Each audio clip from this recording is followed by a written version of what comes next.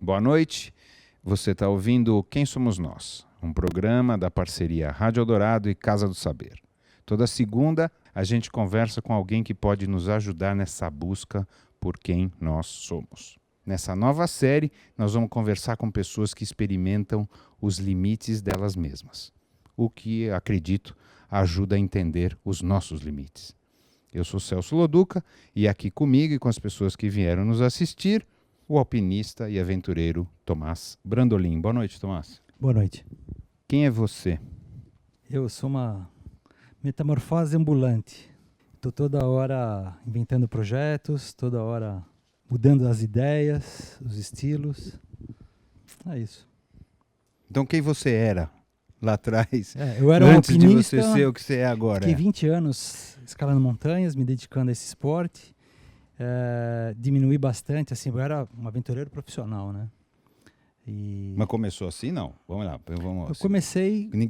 Como é que alguém resolve, em vez de ser engenheiro, em vez de ser médico, ou seja lá o que for, ou publicitário, seja a profissão que for, fala assim, não, eu vou ser alpinista e viver disso. Vamos voltar lá para trás, que isso me interessa.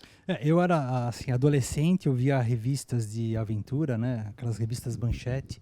Tinha um alpinista famoso chamado Domingos Job, que eu via as matérias dele. Ficava encantado com aquilo. E meu pai falava, imagina, isso aí é coisa para milionário, que tem tempo e muito dinheiro, né? E eu ficava com aquele negócio na cabeça, entrei na faculdade de marketing, né? Acabei me formando pela Escola Superior de Propaganda e Marketing. Mas por quê? Oi? Por que você fez marketing? Porque quase todo mundo que entra em marketing se acha super criativo e quer fazer publicidade, né? Então é por causa disso. Você nunca pensou em fazer, por exemplo, educação física, alguma coisa? Nada? Nada. Eu adorava desenhar, desenho até hoje, né? Eu fotografava bastante, gostava de criar coisas, né? Me achava uma pessoa, gostava de escrever, gosto até hoje. Então eu falei, vou fazer publicidade. Na época, né, só tinha, acho que a USP, e a escola superior era para fazer propaganda, né? Daí lá que eu conheci o conceito do marketing e acabei mudando.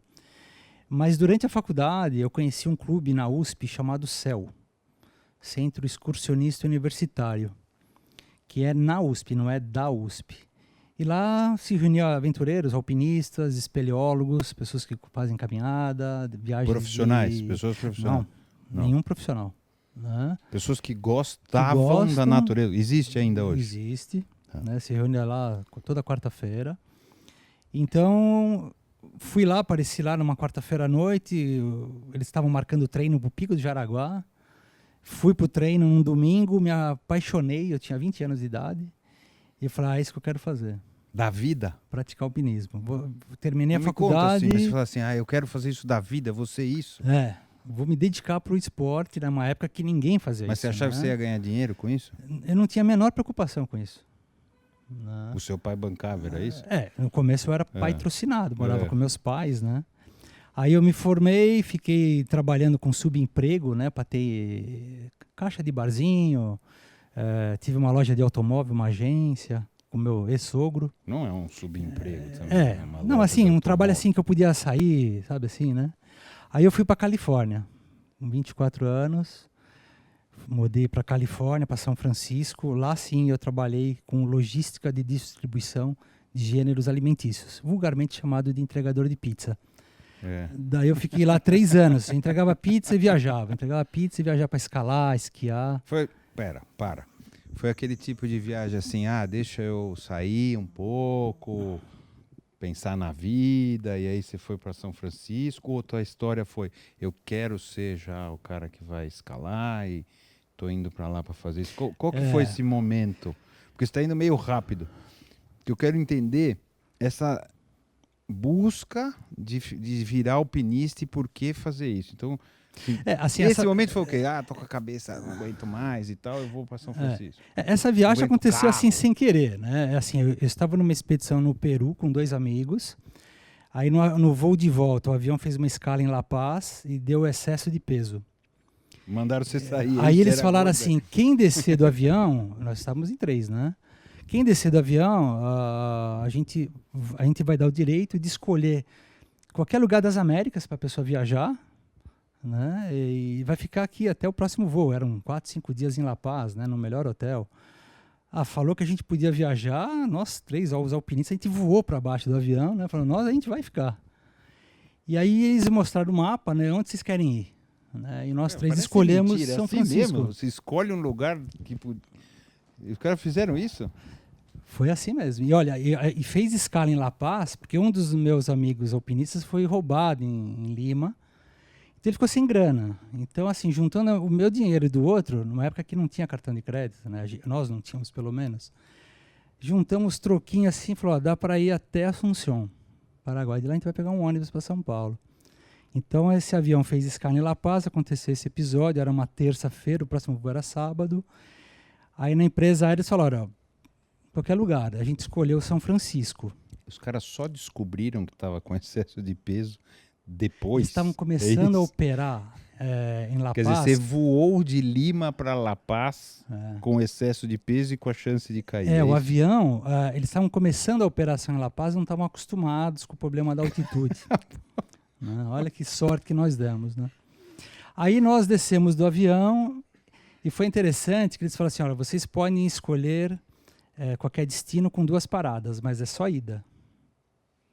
Daí a gente falou, poxa, mas não dá para ser uma parada só ida e volta? Tá bom, vai. Né? Assim, liga amanhã, vem amanhã, a gente passa um telex, a gente te dá a resposta amanhã. Beleza, daí a gente fomos lá, pode ser. Então a gente escolheu São Francisco porque na Califórnia tem um parque chamado Yosemite, que é o paraíso dos escaladores. Daí eles falaram assim, mas tem que viajar nos próximos 3 meses. E o alpinista não tinha um centavo no bolso, a gente não ia conseguir. Né? Falei, não dá para durar 1 ano essa passagem? Volta amanhã, a gente passa um telex para lá, para sei lá onde, Estados Unidos. Tudo bem, pode valer 1 ano. Aí 1 ano depois nós fomos para Califórnia, escalamos em Yosemite, só que um ficou. Ele tinha um amigo lá, começou a entregar pizza, começou a ganhar muito dinheiro. Imagina. Daí no ano seguinte ele falou, vem para cá. Aí eu fui, assim, não tinha um plano, assim. Eu fui. Mas você já estava peguei separado, minha mochila e fui. Sua mulher ficou aqui, você foi para lá? Eu era noivo e falei para ela assim, vamos embora para lá. Entregar pizza em São Francisco, que é super legal. Eu estou indo, você quer ir? Eu vou, né? Aí ela topou, eu fui e isso, fiquei lá 3 anos. O legal de entregar a pizza, né? A gente tinha 24 anos, é que a gente podia tirar quantas férias a gente quisesse, matar os dias da escala e viajar. Então entregava pizza um tempo, na época eu ganhava super bem para nós, eu ganhava $100 por dia. Para entregar pizza, tá ótimo, né? $100 por dia para 24 anos de idade. Né? Louco. Para mim estava excelente. Então eu viajei muito, fui para o Alasca, fui para o Havaí, conheci vários parques nacionais, né? Pedalava, esquiava muito, né? Então eu fiquei 3 anos. O que você pensava? Você falava assim, eu tô aqui. Você estava passando um tempo ou você estava investindo? Estava passando num um sonho? tempo. Passando um tempo. Você não sabia ainda quanto tempo ia ficar, acontecer, nada. Não, eu queria só escalar a montanha. E aí o que aconteceu? Eu era noivo, né? A gente ficou casado, morando juntos. Aí eu percebi que eu juntava dinheiro para ir para o Himalaia e ela juntava dinheiro para trocar o sofá da sala. Conclusão, a gente se separou, ela veio embora. Aí eu vim embora um tempo depois. Né? Me conta o que você sente? O que você sentia naquele momento? Depois a gente chega agora. Por que é tão legal escalar e correr o risco de morrer e ficar lá pendurado e tal? O que você sente que te faz fazer isso? Assim, a gente conversa bastante assim no meio de aventura, né? Por que escalar montanhas? Escalar montanhas é um processo bastante intenso, né? É um mergulho que a gente dá dentro de nós mesmos. Você tem as emoções à flor da pele, você vai no limite físico, emocional, psicológico, né, etc. E para nós é o que dá o tempero da vida, é o que dá o entusiasmo, a vontade de viver. E por que você acha a gente que você não faz gosta isso? Por da que você rotina? faz isso e nós aqui todos não fazemos? Eu acho que cada um tem o seu playground. Tem gente que compra um Jeep, tem gente que tira a racha, tem gente que vai pescar. Acho que várias pessoas, né, têm os seus hobbies, alguns mais assim, mais assado. gente que gosta de curtir música clássica. As pessoas, a maioria, né, tem um hobby. Mas você não cai de um Beethoven e morre, entendeu? Não, mas assim, alguns gostam, vão jogar tênis, e se você olhar assim, mas qual graça tem jogar tênis? Joga a bolinha pra cá e pra lá, pra cá e pra lá. Se você analisar, tem coisas Mas não que é não nem tem de graça. Eu né? acho que deve ter muita graça Uhum. eu fazer isso. Eu até gostaria, então, mas é muito arriscado. Por que ir no limite Então, disso esse aí? de arriscado, assim, claro que existe um risco, né? Mas a gente não vê como tão arriscado assim. Porque a gente tem a técnica, tem os equipamentos, tem o preparo. Né? Então, assim, as vezes que eu passei mais perigo na minha vida foi aqui em São Paulo, quando colocaram um revólver na minha cara. É um perigo, você não sabe de onde vem. Na montanha você sabe. Eu fiquei um mês sozinho na Patagônia, em 2006. E quando eu cheguei em Cumbica, peguei um táxi para minha casa, estou descendo e fui assaltado. O cara pôs um revólver na minha cara e quase me matou. Podia ter me matado, né? Então, assim, o que é perigoso? Não, Então, assim, existe entendo. um risco. Claro, se você ficar no escritório, o risco é menor, né? Ou nenhum, mas enfim. Então, a gente não vê tanto risco assim, né? Eu não vejo. Eu vejo assim, existe uma situação que exige mais cuidado, mais planejamento, mais discernimento, uma inteligência, uma prevenção. Mas o que te atrai? Né? É a sensação, é a adrenalina? Várias É coisas. o fato de estar lá no... A não rotina, né? Um mundo novo que você está deslumbrando, que você está conhecendo. Paisagens maravilhosas. O isolamento, o silêncio do lugar. Se As você pudesse, você não sensações que voltava? gerem você mesmo. Você não voltava, se pudesse? Oi? Você não voltava, você ficava lá? Se eu pudesse, eu ficaria nessas montanhas muito mais tempo do que eu fiquei. Então eu tenho necessidade de fazer essas viagens. Quase que todo ano eu faço. E algumas vezes eu preciso fazer sozinho. O ano passado eu fiquei no norte do Alasca sem ver um ser humano. Um mês. Né? E, por exemplo, eu já fui sozinho para a Patagônia. Mas lá você encontra pessoas. Mas você acampa sozinho, às vezes você come sozinho, faz um Sim, pedaço mas você de sabe que tem alguém trek ali. sozinho, né? Fica 2, 3 dias sem ver ninguém. E no Alasca eu não vi um ser humano. Eu fui para o Polo Norte sozinho com um cachorro, não vi um ser humano. Então, para mim, isso me alimenta, né? A minha existência, o meu espírito. Para mim é importante isso. Então, é conversar comigo mesmo, é descobrir coisas a respeito de mim mesmo. O que você faz? Você escreve lá, fica escrevendo, pensamentos? Eu escrevo, fotografo. O ano passado, pela primeira vez numa expedição, eu levei aquarela, eu gosto de pintar. Eu levei caderno, lá, pincel, tinta, né, as aquarelas. Então eu curto. Eu ia pescar, dormir, lavar roupa, fotografar. No caso do Alasca, vi vários animais de grande porte perto de mim, né? Urso, lobo, alces, caribus, né? Espécie de um alce. E não tem medo? Medo nenhum. Não tive Zero? Medo nenhum. Nem levei arma dessa vez. A única defesa que eu tinha eram 2 latinhas de spray de gás pimenta, né? Que se ele não chegar um urso 1 metro, 1,5 metro dele, não adianta nada esse spray. Eu né? acho que não também. Até se chegar para jogar no olho dele, já foi o seu braço inteiro. E interessante que eu cheguei lá no Alasca e a guarda-parque falou, olha, só queria te avisar que geralmente essas latas é só um tiro, tá? Você dispara e vai a carga inteira, geralmente. Eu falei, então eu vou levar 2 latas, vai. Vai que tem 2 ursos, é isso? Né? Então o primeiro urso não... Então, assim, não tinha medo, né? Eu curtia e acampava na praia do rio, eu remei, né? Um rio, uma canoa. E você vê pegadas de urso, de caribu, de lobo, quase todas as praias, porque é onde eles vão beber água, né? Então, assim, eu não estava lá para me esconder de urso, eu estava lá totalmente vulnerável, como foi no Polo Norte, né? É a casa do urso polar.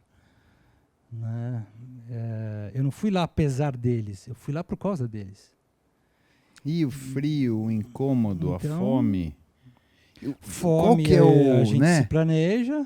Né? No caso do Alasca, especificamente, não era. Eu fui no verão, a temperatura, acho que exceto uma noite que chegou a 0, sempre estava 10, 15 positivos, 20 positivos. Tomei banho no rio quase todos os dias, de mergulhar. Curti assim uma das coisas mais fantásticas da minha vida. Curti o silêncio, a solitude, a paz. A gente se desconecta, né? Sabe, não tem internet, não fala com ninguém. Acho que é isso. E por que você volta, então? Eu resgato num lugar desses uma coisa que é difícil ter aqui em São Paulo, que eu chamo de paz interior. Lá eu consigo resgatá-la, né? Infelizmente, a gente tem obrigações, né? Tenho filhos e família, despesas, né? Contas a pagar. Então, eu preciso voltar, né? Se eu pudesse, eu ficava lá. Aliás, eu estou me planejando para ficar lá 1 ano agora, né? Só você ou com os filhos? Só eu. Nesse lugar Que do idade Alasca, que tem né? seus filhos? Desculpa. Tem 10 anos uma menina e 5 meses o menino. 5 meses é duro. 10 anos ainda dava. Não, mas a ideia não é ambiente para eles, né? Eles estão planejando, vamos ver, né? Como é que eu faço para ir? Não é tão fácil assim, né? Eu dei uma puxada aqui de Claro. umas coisas. Vamos voltar um pouquinho. Você voltou lá da pizza com alguma grana, né? Ou gastou toda a grana lá? Voltei com algum dinheiro. Aí falou uma missão polonesa pro Polo Entrei numa Sul, expedição, eu me convidei. Como é que se na época convida? os alpinistas, né, na época os poloneses ainda estavam no comunismo. Estou falando isso no final dos anos 80. Eles convidam alpinistas que entram com uma parte da grana para complementar o orçamento da expedição. E não é nada absurdo, na época eles queriam $4.000. Né? Eu gastei mais 3 de passagens. Então, assim, fiz parte dessa expedição. Fiquei lá no Himalaia 4 meses. Científica, é isso? Não, para escalar o Makalu. Só para escalar? Só. Era a primeira tentativa de escalar o Makalu, quinta mais alta do mundo, durante o inverno. Né? Então a temperatura mais alta foram 13 graus abaixo de zero. E a mais baixa? A mais baixa, no termômetro, eu vi 35 negativos, mas tem um fator vento e tal. Mas enfim, mega frio. Muito vento, né? E aí eu voltei pro Brasil e o Makalu tá em frente ao Everest. E eu falei assim, a próxima vai ser o Everest. Bom, vocês escalaram o Makalu? Deu certo? A gente não chegou no topo. Não conseguiu? Não. Porque o problema do inverno, além do frio, é que é a época dos ventos, né? Que eles chamam de jet stream. São os ventos das grandes altitudes que os aviões enfrentam. No inverno, esses ventos baixam de altitude. Então, a dificuldade de escalar qualquer montanha no Himalaia são os ventos. E né? qual é a sensação de não conseguir ir no topo? Olha, assim, a frustração para mim é muito pequena, porque assim, ficar 2, 3 meses no Himalaia, para mim chegar no topo não é um lugar físico, geográfico, é lá, né? Mas eu não cheguei lá, mas eu cheguei em vários lugares em volta, né? Fiquei 2 meses isolado. Tudo bem, não estava sozinho, mas enfim, a magia do lugar, né? O céu, a estrela, o ar rarefeito, o sol, a beleza das montanhas, né? Uma coisa assim indescritível, né? A emoção que a gente sente. Então, para mim, não chegar no topo, para mim foi quase irrelevante. Entendi. Não é uma questão de, não é uma disputa. Não é uma disputa. Que fica essa coisa, não sei quem chegou no topo, aí depois o outro que chegou, agora todo mundo chega, né? É só você pagar lá hoje em dia ficou bem mais fácil, né? Tem muito mais estrutura. Tem uma cordinha, quase uma escada já, né? Não tem uma cordinha já toda pronta para chegar. Hoje nas grandes montanhas se contratam, principalmente no Everest, né? Eles colocam o que a gente chama de corda fixa, que eles vão fixando as cordas da base ao teu topo. Então, é só seguir a corda e ir embora, né? A diferença de hoje para naquela época é que hoje as pessoas não precisam tomar decisão estratégica. Nossa, por onde eu vou? Nossa, olha aquele paredão de gelo, para onde que eu vou? Agora não precisa mais pensar, é pela corda que você vai. Onde eu vou dormir? Onde eu vou montar acampamento? Você não vai pensar, já está lá o acampamento. Está tudo pronto, né, na verdade. E os Sherpas falavam, hoje a gente vai sair às 10 da noite, tá? Ou às 3 da manhã. Eles decidem. Então, você não quando você foi a única lá decisão sua é assim, eu vou ou não vou? Ah, estou cansado, não vou. Ah, meu pé está meio congelando, não vou. Na verdade, você caminha, você vai caminhando. Então, e antes não, antes você tinha que fazer todas as escolhas. A gente não tinha Sherpas, era nós para carregar a mochila e montar os acampamentos. Mas né? A gente montou um o primeiro acampamento. cara que foi no, acho que é sueco, não é isso? Norueguês, não me lembro. Aonde? Que foi no Everest, foi com um Sherpa, não foi? Foi um neozelandês. Isso, neozelandês, Foi isso. com Sherpa. E depois... Não, é que as primeiras expedições do Himalaia, as conquistas, eram, assim, tinham 1.000 pessoas na expedição. Era um exército de Sherpas. Né? Eu achei que era 2 caras. Não, a logística era gigantesca. Na época das grandes conquistas, centenas de Sherpas. Né? Subindo a montanha, inclusive. Né? A maioria só vai até a base. Quando eu fui com os poloneses, nós tínhamos 108 Sherpas. Mas só até a base. Da base para cima, só os alpinistas. E a gente, por exemplo, montamos o acampamento 1. Quando a gente voltou lá, cadê o acampamento 1? Foi embora. O vento levou as barracas embora. Rasgou tudo. Tivemos que cavar um buraco no gelo para poder dormir. E a partir dali só fizemos buraco no gelo, porque as barracas não aguentam para do vento. Então você dorme dentro de um buraco no gelo. É frio. É bastante frio, né? E é cansativo. Você tem que pegar a pá. Você cavar o gelo com a 7.000 metros de altitude. E a parte de oxigênio? Como é que você... Eu sei que tem uma aclimatação, né? Algum tempo, não é isso? É. Qual é o tempo que fica normalmente? Isso varia de pessoa para pessoa, mas vou te dar um exemplo. Nessa expedição, para a gente chegar no campo 1, foram 2 dias de escalada. A gente saiu da base, foi até um lugar, acampou, e mais um dia inteiro montamos o acampamento 1. Começo da expedição. 20 dias depois, a gente ia até o acampamento 1 e voltava antes do almoço. Só para você ver a diferença de performance. De como estava o corpo. Tá aclimatado, né, em apenas 3 semanas. Então, isso normalmente é um tempo normal para todo mundo conseguir. É que tem pessoas que não se aclimatam, não De se jeito adaptam, nenhum. de jeito nenhum, independente do preparo físico. E tem pessoas que se aclimatam, mas a aclimatação dura pouco. Dura 2, 3 dias e ele perde. E tem pessoas que se aclimatam e fica 10, 15 dias. Deve ter, mas eu não tenho essa explicação. Eu sempre me adaptei bem, permaneci aclimatado durante semanas. Mas eu não sei o motivo. Então, a ideia então de você, fora que é bacana, assim, você fala a beleza do lugar, né, a energia, etc. A ideia de você estar enfrentando, ou não sei se a palavra enfrentar é boa, tá? Porque parece que é uma briga com a natureza e não é. Mas assim, de você estar superando as dificuldades que a natureza te coloca, é o que te movimenta, além da beleza? Os desafios que você tem, né, que a natureza te coloca. Lembrando, numa alta montanha você não tem os 2 elementos básicos para sobreviver. Você não tem água nem oxigênio. A água tem gelo ali. Você tem que derreter, para derreter precisa de combustível, que você precisa levar nas costas, né? Então, assim, são situações extremas. Você não toma banho, você não come direito, você não dorme direito, né? Posso fazer uma pergunta idiota? Como é que vai no banheiro? Para fazer o número 1, se você estiver dentro da barraca, você usa um cantil velho, né, de uma boca larga, você faz xixi lá e joga para fora da barraca. Cantil. Num cantil velho, você leva para isso mesmo. Ah, bom. Né? Só que detalhe, quando você joga o xixi, né, pro lado da barraca, quando você for pegar a neve para derreter, você pega do outro lado da barraca, senão o chá vem pronto, né? Se você quiser fazer o número 2, se tiver assim, um vento muito forte, você tem que fazer dentro da barraca, um saquinho plástico, porque realmente é perigoso, né? No vento, não o frio, o vento que é perigoso. Né? O vento muito forte numa temperatura baixa pode congelar qualquer parte do corpo em questão assim de 1, 2 minutos. Bochecha, nariz, né, orelha. Várias pessoas têm que amputar e etc. Não é isso? Aí a altitude junta frio, o sangue fica mais espesso, ele não circula nos capilares. Então você também pode gangrenar por má circulação. Né?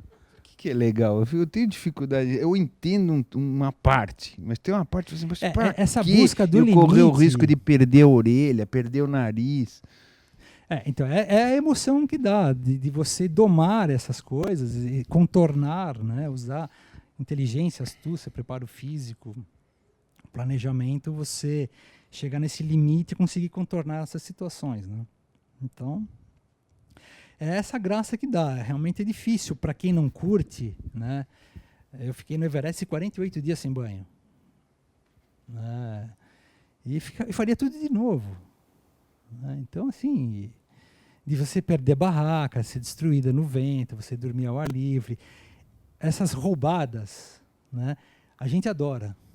A gente é um pouco muito masoquista, né? Porque carrega a mochila pesada e um desconforto total. Pela beleza. Pela aventura, pelas emoções, né? Da superação. E a gente não sente tanto o perigo, a gente sente o desconforto, claro, né? Mas existe uma frase que fala: o sofrimento, a dor é inevitável, o sofrimento é opcional. Então, e você acha que você tem um controle mental diferente das pessoas para poder suportar esse tipo de coisa? Ou não é nada disso? Você só vai fazendo, foi indo. Tenho, na medida que eu me preparo. Você se Nessas treina viagens, a gente para se prepara. controlar? Exato, Mas treina psicologicamente? Sim. Eu acho assim, o preparo psicológico é um bolo que tem vários ingredientes. Primeiro, um planejamento correto. Você está bem planejado. Você sabe o que vai fazer, você sabe que as coisas que podem acontecer, você sabe como lidar com essas coisas que vão acontecer, uma avalanche ou um urso polar no Polo Norte, enfim, você tem as respostas. Você tem bons equipamentos. O único fator controlável de uma expedição é a Porque o qualidade. resto é tudo imprevisto, não é isso? Você está bem preparado, assim, tecnicamente, fisicamente para aquilo. Todos esses itens te aumentam a confiança, que é o preparo psicológico. Então é claro que uma pessoa leiga não está preparada porque ele não se preparou para isso. Eu, quando fui para o Polo Norte sozinho, eu fiz várias caminhadas sozinho. Fui para os Estados Unidos treinar, aluguei uma cabana, fiquei sozinho na cabana. Quando o meu carro atolava na neve, pessoas queriam me ajudar, eu recusava ajuda. Eu desatolava um carro sozinho. Eu falei, eu tenho que me virar sozinho. Se eu depender de alguém, já afeta o meu psicológico, né? Então, fiquei 2 meses treinando nos bosques lá perto do Canadá, sozinho. Então isso vai te dando autoconfiança, né? Que você vê que você consegue fazer as coisas sozinho. Essa estratégia. Essa do Alasca foi o que mais Foi te ano marcou? passado. Foi a que mais te marcou, não? Ou foi a última, só isso? Foi a última. Foi a última. Qual que foi a última? Foi a primeira? A que mais me marcou, acho que foi quando eu fui pro Polo Norte sozinho, eu e um cachorro. Era um ambiente novo para mim. Por que o cachorro? Só para... Para me proteger de urso polar. Ah, o spray de pimenta já não não era uma muito boa frio. ideia. No frio extremo, o gás ele congela. Ah. Aí eu tive que levar uma arma, eu levei uma espingarda comigo. E um cachorro. E um cachorro polar, que eu fiquei lá com os esquimós um tempo, eles me ensinaram a lidar com o cão, o que fazer no caso de um urso, né? Espingarda, enfim. Você ficou vivendo com os esquimós? Eu fiquei um tempo lá em novembro. Não é esquimó, né? É Inuit, né? Inuits, no norte do Canadá. Fiquei uma semana com eles em novembro, já no inverno bem avançado. Depois eu fiquei um mês em fevereiro, né, eu comecei em março, lá com eles, aprendendo um monte de coisa com eles, né? A viver? Eu fiquei num hotelzinho, numa vila Inuit, né? Não estava na casa deles. E aprendi muito com eles e com os canadenses que já tinham ido para o Polo Norte, né? Mas aquele ambiente, assim, te dá um... Aí você voltou para o Brasil, depois você voltou lá em março, é isso? Não, fiquei direto. Ficou direto? Fiquei direto. Fui para os Estados Unidos, de lá fui para o Canadá, depois eu fui para o Ártico e Polo Norte, né? Fiquei direto, 5 meses fora do Brasil. Como é, então, você, o cachorro, no Polo Norte? O cachorro foi um barato, porque, assim, primeiro cão que eu peguei, né? Um cão esquimó, né? Que eles treinam lá. O cachorro, depois de 2 dias, ele veio embora, né? Ele me deixou sozinho. Ele te abandonou? Me abandonou. Ele te odiou, o seu melhor amigo te odiou. Eu estava lá ainda treinando, né? Não tinha começado a expedição. E ele veio embora, né? Me abandonou e... Como assim? Me explica de novo. Ele simplesmente porque tchau. eu saí da vila a pé, né? Para fazer um treino de 3 dias. Então ele estava meio perto da vila, né? Assim. Então ele voltou para casa dele, né? Aí quando eu fui para o Polo Norte mesmo, com outro cão, aí a gente fretou um avião, que nos deixou a 90 quilômetros da vila. Aí não tinha como Aí ele não voltar, tinha- né? Eu falo, nós fretamos eu e o cachorro, era uma dupla. Mas quem pagou fui eu, com o dinheiro do patrocinador. Ah, já foi patrocinado. Ah, Aí você, você virou Não, essas grandes profissional, é expedições, isso? se a gente não tem Aí patrocínio, você virou não dá, profissional. né? Quando que você virou profissional? Quando eu voltei da Califórnia, eu comecei a fazer expedições, eu conseguia patrocínio para os projetos. Eu nunca tive um salário de um patrocinador. Nunca tive. Um patrocinador que vou patrocinar um alpinista de X mil reais por mês. Não Nunca existe tive. isso. Não, Existe? existe. Ah. Hoje existe. Na época não existia, então eu conseguia patrocínio para pagar a viagem. Né? Nunca sobrou, pelo contrário, geralmente faltava. Imagina. A primeira expedição maior assim que eu fui sem patrocínio foi do ano passado, que eu mesmo banquei. Uma expedição bastante cara, né? Mas as outras, Everest, Polo Norte, tudo patrocinado, né? Você gasta fácil $50 mil. Para ficar... Numa expedição. A do Everest custou $150 mil para 8 brasileiros. E você leva as pessoas, é isso? Oi? Você ganha dinheiro fazendo o quê? Levando as pessoas? Hoje? É. Não, do ano 2000 para cá, eu comecei a ser um que a gente chama de um educador corporativo. Eu trabalho com grupos fechados de empresas, então assim, grandes empresas, bancos, farmacêuticos, enfim, grandes empresas brasileiras e internacionais. De uma maneira bem simplista. A área de marketing não se fala com a área de vendas, né? Tá meio em conflito ali. Você dá palestra, Eles essas nos coisas. chamam para a gente ir lá fazer um trabalho com eles, um trabalho vivencial, com dinâmica. Aí você leva eles pro Alasca e solta não, a gente lá. quase não faz aventura. No começo eu fazia. Hoje a gente faz vivências na área verde de hotel, trabalha uma série de conceitos organizacionais. Passo muito da minha experiência de planejamento, de conquista de sonhos. É legal, mas é essas menos coisas. legal do que ir pro Alasca e tal, né? Fazer Com essas certeza. coisas. Porque uma coisa é você contar e... Ok, né? Assim, ok, essa coisa... Tá meio na moda esse negócio, né? De tentar transportar as experiências que tem, etc., para a empresa e etc. Que Mas assim, o vivencial é uma metodologia de ensino. Em vez de você ficar na frente como um consultor, na frente de um monte de executivos, ensinando alguma coisa, como planejar, se comunicar, né, enfim, se relacionar, você coloca os executivos em vivências, são desafios coletivos, que eles vão ter sucesso ou não, e eles vão aprender, através do sucesso ou do insucesso, que atitudes foram determinantes para ter ou não sucesso. não, claro, claro. A gente fracassou porque a gente não planejou. Sério? Não planejou. Por que não planejou? A gente não planejou por causa disso e disso. Como é que é no dia a dia? Lá no dia a dia, assim. Então, basicamente, esse é o trabalho que eu venho fazendo como educador. Já faz 20 anos, a minha empresa tem 13. Que é o que você hoje, que é o que banca as Que é tuas que banca minhas viagens no viagens, final, que banca... meu ganha-pão. É. Que do ano 2000 para cá, eu só fiz expedições eu mesmo bancando. Mas por quê? Você não procurou, ninguém quis, ninguém tem interesse em fazer? Eu cansei de ir atrás de patrocínio. É chato mesmo. É muito chato, eu sou um péssimo vendedor e não gosto. Cansei de ouvir não. Você tem um sonho assim super legal e ninguém acredita no teu sonho. Aí fala, quer saber? Não quero mais depender disso. Tanto que o ano passado, quando eu fui para o Alasca, eu fiz questão de não ter patrocínio. Né? Não queria vínculo comercial com ninguém, sabe assim? Que vai exigir uma performance, que vai exigir que eu divulgue não sei aonde, ou que eu fique online, né? Tem várias expedições hoje que o pessoal fica online. Então a ideia da natureza... Não quero ninguém me seguindo, não quero ninguém me acompanhando. Né? Então não tem nada a ver uma empresa patrocinar, né? Então você... Então vamos voltar, porque me interessa esse raciocínio seu. Assim, eu quero estar lá para estar sozinho. Eu quero estar lá para estar comigo. Eu quero viver a experiência da natureza.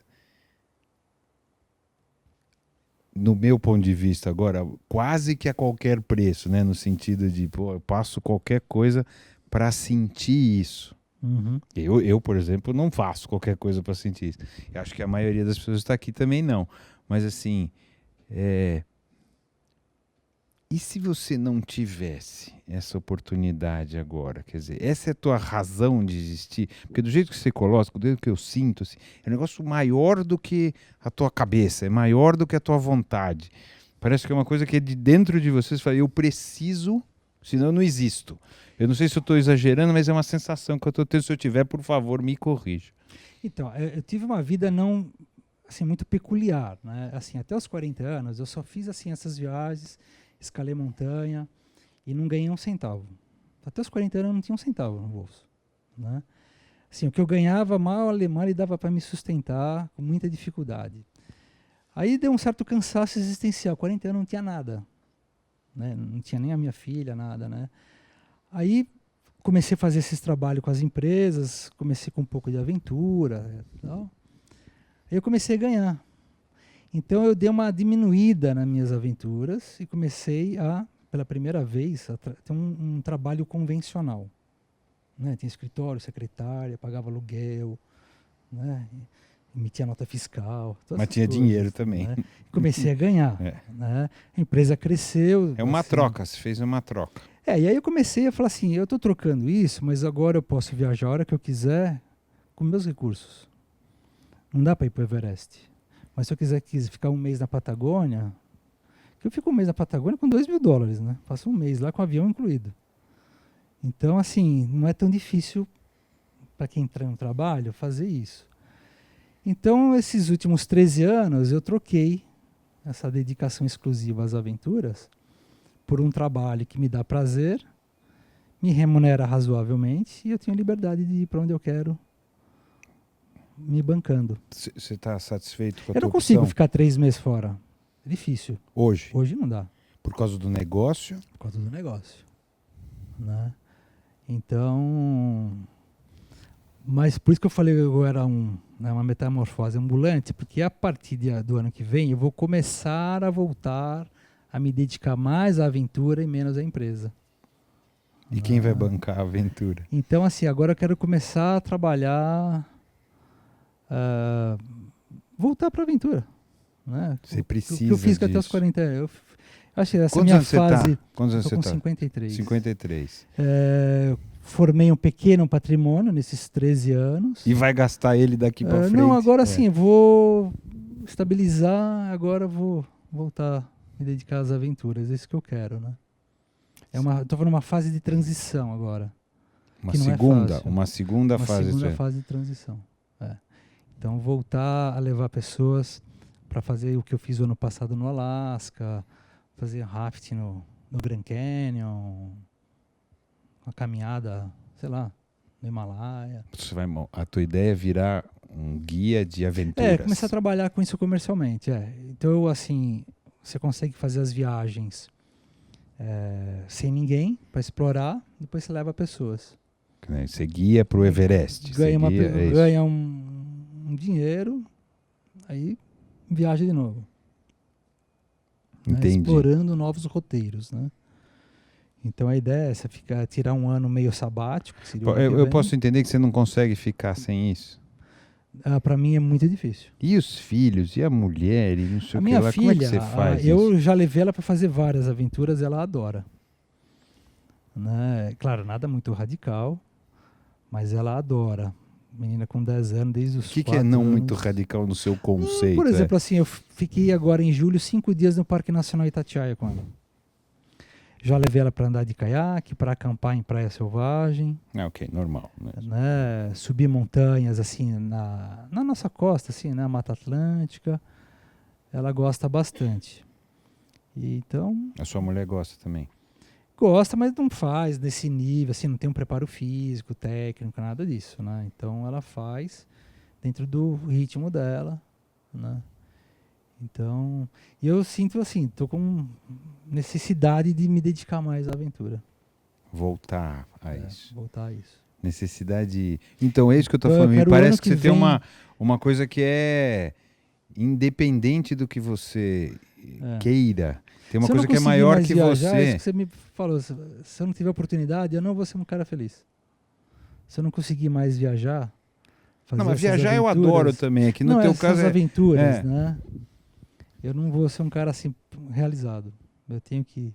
Então a ideia é o ano que vem se tirar um encontra ano. lá? O que se encontra quando você faz isso?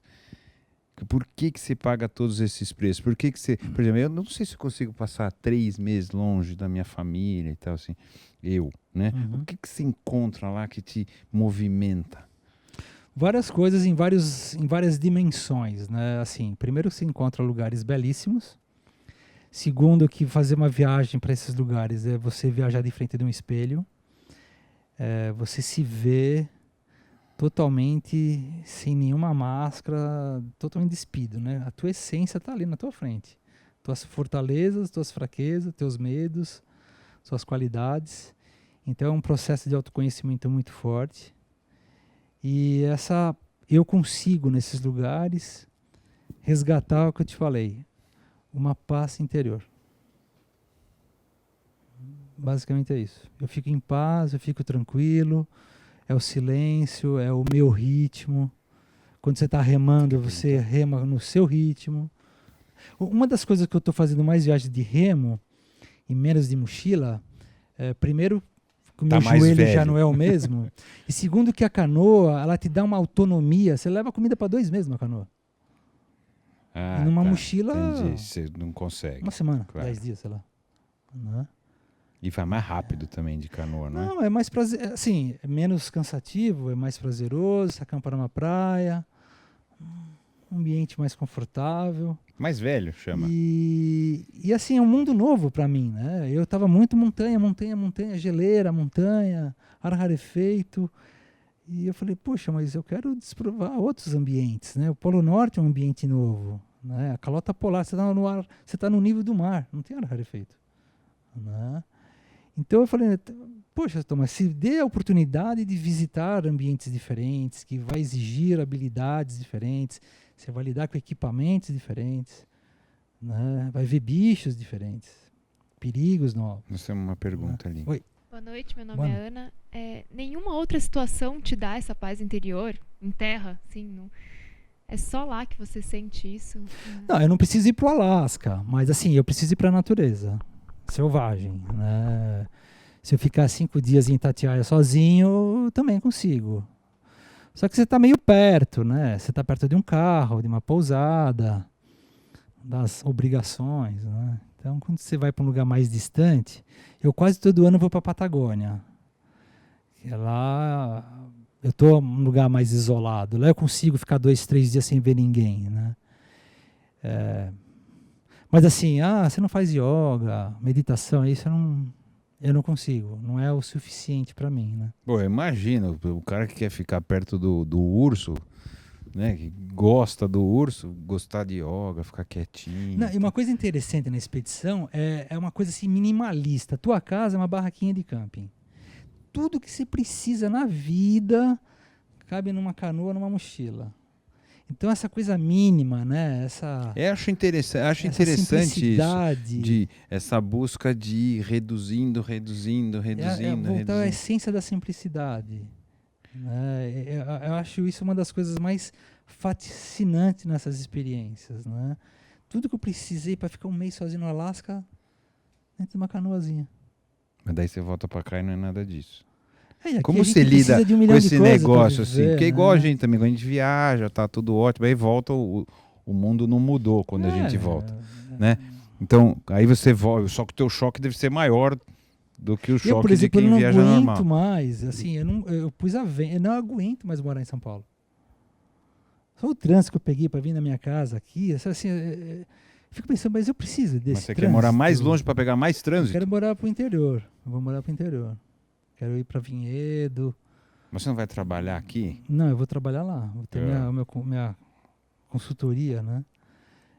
Não dá mais, claro. Tem que se identificar. Meu nome é Leila. Curta. Leila Reis. Você gosta mais de lugares do que de pessoas? Eu gosto dos dois. Gosto dos dois. Nos seus relatos você fala muito dos lugares e passa meio batido pelas pessoas que você encontrou, os esquimosos. Aqui nesses lugares, no caso do Polo Norte, do Alasca, você encontra as pessoas, né, numa base, numa vila, aí você vai para um lugar selvagem, você encontra essas pessoas, né, interage um pouco, mas depois, assim, a ideia é ficar isolado. Na Patagônia, eu fico isolado. Eu passo em cidades... Mais ricos do que as pessoas? A minha pergunta Oi? é essa. A seu ver, os lugares são mais ricos do que as pessoas que você encontra? É assim, eu convivo com pessoas 11 meses por ano. Né? Então, assim, ainda mais nessa cidade, né? Então eu preciso me isolar, sair dessa loucura, desse trânsito, desse monte de obrigações, desse monte de concreto. Eu preciso meio me isolar. Mas várias vezes eu viajo com um amigo, 2 amigos, 5 amigos, eu e minha mulher. Mas fiz várias vezes, né? Que nem a Itatiaia, eu fui com a minha filha. Patagônia, uma vez eu fiquei 1 mês, faz pouco tempo. Eu e um amigo escalador. Mas né? eu entendo, quer dizer, você usa essas viagens como um intervalo, da mesma maneira Como que a gente intervalo, usa as nossas viagens, só que as suas são um pouco diferentes das nossas. Mas assim, de uma maneira geral, um intervalo daquilo que você precisa. Recarregar as energias, né? Então eu vou me estressando, e lá a gente dá uma desestressada. Um lugar que eu vou muito, que me dá uma paz interior fantástica, não sei se alguém aqui já foi, Chapada Diamantina. Né? Lá passa uma tranquilidade aquele lugar. E o Vale do Pati, Gerais do Vieiro, o Vale do Capão. Eu adoro. Eu vou lá com muita frequência. Eu tenho um terreno lá em Lençóis, eu vou com uma certa frequência para lá. Então eu adoro também. É um lugar quente, né? Se eu quiser uma cervejinha tem. Mais normal. Mais né? normal, mais convencional. Então, interajo com as pessoas de lá. Bom, com a tua experiência de vida, tanto em São Paulo quanto nos lugares que você escolheu estar junto com a natureza, e com todas essas reflexões que você coloca, que você fez, com todos esses desafios que você se colocou, com o autoconhecimento que você adquiriu, quem você acha que somos nós, humanos? Eu acho que assim, somos 7 bilhões, são 7 bilhões de tipos de pessoa. Existem as pessoas que gostam do conforto, de ficar na sua zona de conforto, que gosta da sua rotina, gosta da coisa previsível. E tem aquela pessoa que detesta isso. Ele não gosta da rotina, não gosta da certeza, não gosta da zona de conforto e busca desafios. Eu acho que se divide, vamos dizer assim, de uma maneira simplista, esses 2 tipos. Eu já ouvi uma vez um livro que falava assim, né, existem 2 tipos de pessoas, as que têm razão e as que fazem alguma coisa. Também acho isso. Ou as que acham que têm razão também. Li também, esqueci o nome do escritor, que fala assim, que o mundo se divide entre os sensatos, que se adaptam ao mundo, e os insensatos, que querem que o mundo se adapte a eles. Né? Então o mundo depende dos insensatos para crescer e se desenvolver, né, as coisas acontecerem. Então as grandes descobertas são pessoas que não estão conformadas, deve ter alguma coisa por aí. Né? Então eu acho isso, as pessoas são muito diferentes entre si. E eu estou estudando muita coisa das atitudes, né, anímicas. Então as pessoas assim, têm os estilos diferentes, as personalidades diferentes. Então essa riqueza, né, essa diversidade que forma... Mas você consegue ver alguma coisa que é comum a todos nós ou não? Ou somos 7 bilhões de coisas diferentes? Todos nós queremos ser amados. Todos nós queremos ser aceitos. Tudo que a gente faz na vida é para ser amado ou desejado pelo outro. Boa. É melhor do que dividir De branco e preto. uma maneira filosófica, né, falando. Não, mas tá no bom. fundo, todo mundo quer ser amado, admirado, respeitado, aceito pelos demais. Eu quero te agradecer profundamente você ter agradeço a oportunidade. dividido a experiência com a gente, a experiência de vida que você tem. Sempre é menos do que a gente poderia e tal, afinal a gente tem um tempo. Eu quero te agradecer profundamente você ter sido tão verdadeiro, tão sincero nessa conversa. Obrigado, viu, Tomás? Obrigado. Agora